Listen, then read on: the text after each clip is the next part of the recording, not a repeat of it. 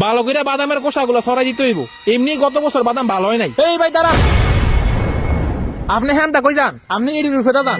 কি করে নিতেন? আচ্ছা ঠিক আছে। এই বুরহান, তুমি রাস্তার মধ্যে এগুলো কি করতেছ? ভাই আমি তো আবার 2 কানি ক্ষেত বাদাম লাগাইছি। বাদাম লাগাইছো, ভালো কথা।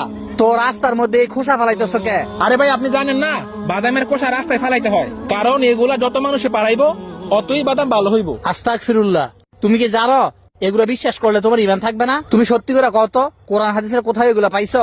কোরআন হাদিসে আসলে ভাই এগুলা মুরব্বীরা কয়। মুরব্বীরা তো অনেক কথাই বলে, আর একজন মুসলমান হিসাবে এগুলো বিশ্বাস করতে হবে। শোনো, ভালো মন্দের মালিক একমাত্র আল্লাহ তাআলা। তুমি ফসল লাগানোর পর আল্লাহ তাআলার কাছে দোয়া করো যাতে ফসল ভালো হয়। ভাই বুঝলাম, কিন্তু আমাদের মুসলমানদের ভিতরে এগুলা আইলো কেমনে? শোনো, আগে মানুষ অমুসলিমদের সাথে চলাফেরা করত, তারা যে কুসংস্কার গুলো বিশ্বাস করত সেগুলোই আমরা গ্রহণ করে নিচ্ছি। আর ধর্ম নিয়ে পড়াশোনা না থাকার কারণে যে কোনো বিষয় আমরা ইসলামের ভিতরে ঢুকাই দেই।